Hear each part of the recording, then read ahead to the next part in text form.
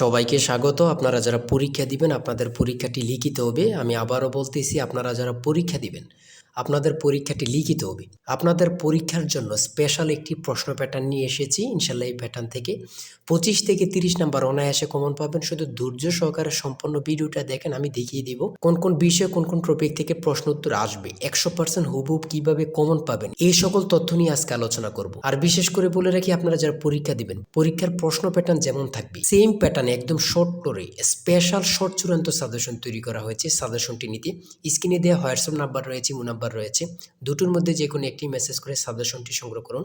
সাজেশনের মূল্য মাত্র 100 টাকা। আমি বলি অবশ্যই যারা যারা পরীক্ষা দিবেন প্রত্যেকে সাজেশনটি সংগ্রহ করবেন। যারা চাকরির কারণে, কাজের কারণে অথবা পড়ালেখা একটু দুর্বল, প্রত্যেকে সাজেশনটি সংগ্রহ করবেন। ইনশাল্লাহ আপনারা পরীক্ষায় পাশ করবেন। আমি আবারও বলি, একদম শর্ট স্পেশাল চূড়ান্ত সাজেশন পাবেন। আমাদের সাজেশনটি পড়লেই যথেষ্ট। সাজেশনের বাইরে আপনাকে আর কিছুই পড়তে হবে না। আমি মূল কথায় চলে আসছি। প্রথমে থাকবে কি, এখানে প্রথমে থাকবে সাধারণ জ্ঞান। যেমন এখানে রয়েছে বিদ্রোহী কবিতার রুচিও থাকে, কাজী নজরুল ইসলাম। কতটা গুরুত্বপূর্ণ শুধু আপনারাই বুঝতেছেন।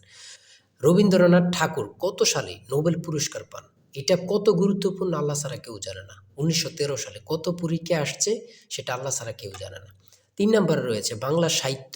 সাহিত্য সম্রাট বলা হয় কাকে? বাংলা সাহিত্যে সাহিত্য সম্রাট কাকে বলা হয়?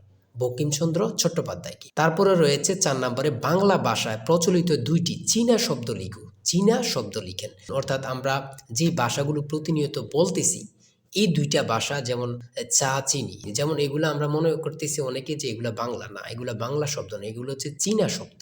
ঠিক আছে। বাংলা ভাষায় শব্দসমূহ অর্থ অনুসারে কত প্রকার? 3 প্রকার। বাংলা ভাষার শব্দসমূহ অর্থ অনুসারে কত প্রকার? 3 প্রকার। সন্ধি বিচ্ছেদ থেকে থাকবে। দেখেন, সন্ধি বিচ্ছেদ থেকে আমি যে প্রশ্ন উত্তরগুলো নিয়ে এসেছি এগুলো খুবই গুরুত্বপূর্ণ, আপনাদের পরীক্ষা আসবে। ঠিক আছে। সন্ধি বিচ্ছেদ থেকে দেখেন হিমালয়, গবেষণা, পরীক্ষা, দিগন্ত, এখান থেকে আপনারা 2 মার্ক কমন পাবেন। এই সন্ধি বিচ্ছেদ থেকে আমি বলে দিলাম। তাই বলি অবশ্যই আমাদের চ্যানেলটি সাবস্ক্রাইব ও পেজটি ফলো দিয়ে রাখবেন। কেন? পরীক্ষার নোটিশ, পরীক্ষার রেজাল্ট, পরীক্ষার প্রশ্ন সমাধান, যাবতীয় সকল তথ্য সবার আগে আমরা ভিডিও আপলোড দিয়ে রাখি। আপনি যদি চ্যানেলটি সাবস্ক্রাইব, পেজটি ফলো দিয়ে রাখেন, সবার আগে চলে যাবে আপনার কাছে নোটিফিকেশন। মনে করেন আপনি পরীক্ষা দিয়েছেন, পরীক্ষার প্রশ্ন সমাধান দেখিয়ে দিব, তারপরে রেজাল্টের অপেক্ষা করা লাগবে না, আমাদের চ্যানেলে পেয়ে যাবেন, সকল তথ্য পেয়ে যাবেন। এবং কি নতুন নতুন চাকরির তথ্য পেয়ে যাবে। সার্কুলার দেওয়ার সাথে সাথে আমাদের চ্যানেলে আপলোড দেওয়া হবে। আপনি শুধু আমাদের চ্যানেলটি সাবস্ক্রাইব, পেজটি ফলো দিয়ে রাখলে সবার আগে চলে যাবে আপনার কাছে নোটিফিকেশন। তাই অবশ্যই চ্যানেলটি সাবস্ক্রাইব, পেজটি ফলো দিয়ে আমাদের মেম্বার সদস্য হয়ে আমাদের সাথেই থাকবেন। আপনারা যারা যারা পরীক্ষা দিবেন, আমি বিশেষ করে বলি রাখি, 100 টাকা কিন্তু বড় কথা না। আপনারা প্রত্যেকে সাজেশনটি সংগ্রহ করবেন। ইনশাল্লাহ এই সাজেশনের বাইরে আপনাকে আর কিছুই দেখতে হবে না। তারপরে কারক ও বিভক্তি নির্ণয় করুন। কারক ও বিভক্তি নির্ণয় করুন। শুদ্ধ বানান থেকে থাকবে। শুদ্ধ বানান লিখুন। এখানে 4টা দেওয়া আছে, 4টার জন্য 4 নাম্বার। এক কথায় প্রকাশ করুন, আল্লাহকে বিশ্বাস করে না যে নাস্তিক। চিরকাল, দরিয়া স্থায়ী, চিরস্থায়ী। এখানে প্রত্যেকটা প্রশ্ন খুবই গুরুত্বপূর্ণ। অর্থসহ বাক্য রচনা করুন। প্রত্যেকটা প্রশ্নের মান কিন্তু 1 করে। ঠিক আছে। তারপরে ট্রান্সলেট থাকবে। আপনাদের পরীক্ষায় ট্রান্সলেট থাকবেই, 100% শিওর ট্রান্সলেট থাকবে। ঠিক আছে। এখানে ট্রান্সলেটগুলো দেওয়া রয়েছে, খুবই গুরুত্বপূর্ণ। ঠিক আছে। তারপরে থাকবে আপনাদের শর্ট করে একটি প্যারাগ্রাফ থাকবে। শর্ট করে একটি প্যারাগ্রাফ, অথবা 5টা সেন্টেন্স লিখতে বলবে, অথবা 7টা সেন্টেন্স লিখতে বলবে। যেমন মাই কান্ট্রি সম্পর্কে লিখতে বলছে, এখানে প্যারাগ্রাফ থাকবে। এই প্যারাগ্রাফটা পারলে আপনাদেরকে 5 নাম্বার দেওয়া হবে। ঠিক আছে। এখানে কিন্তু সমাধান সহ দেওয়া আছে, আর আমাদের প্রত্যেকটা প্রশ্নের সমাধান, ব্যাখ্যা ও সমাধান সহ পেয়ে যাবেন। আসল শর্ট চূড়ান্ত সাজেশনটা কিন্তু এই নাম্বার হোয়াটসঅ্যাপ, ইমো আছে, ওখানে মেসেজ করে সাথে সাথে সংগ্রহ করুন। এদিক দিয়ে কিন্তু প্যারাগ্রাফটা সমাধান সহ দেওয়া আছে, আপনারা দেখে নেন। মেক সেন্টেন্স, এখানে 5টা দেওয়া আছে, 5টার জন্য 5 নাম্বার। প্রিপোজিশন থেকে থাকবে। আমি বারবার বলে রাখি, ইংরেজি পার্ট থেকে প্রিপোজিশন থেকে আপনার থাকবে।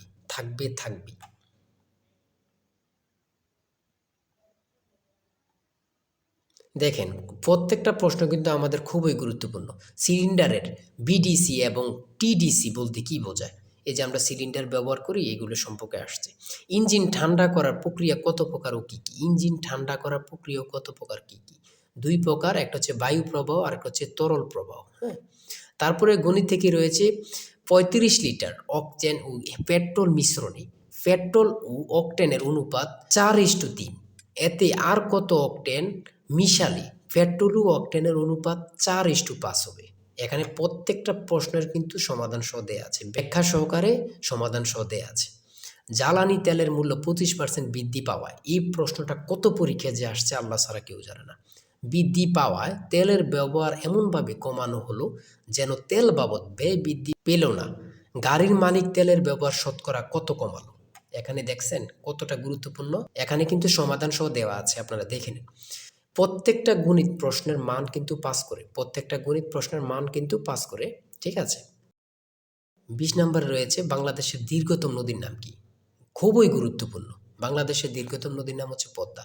জনসংখ্যা বিবেচনায় মুসলিম বেশি, ক্ষুদ্রতম দেশ কোনটি? মালদ্বীপ।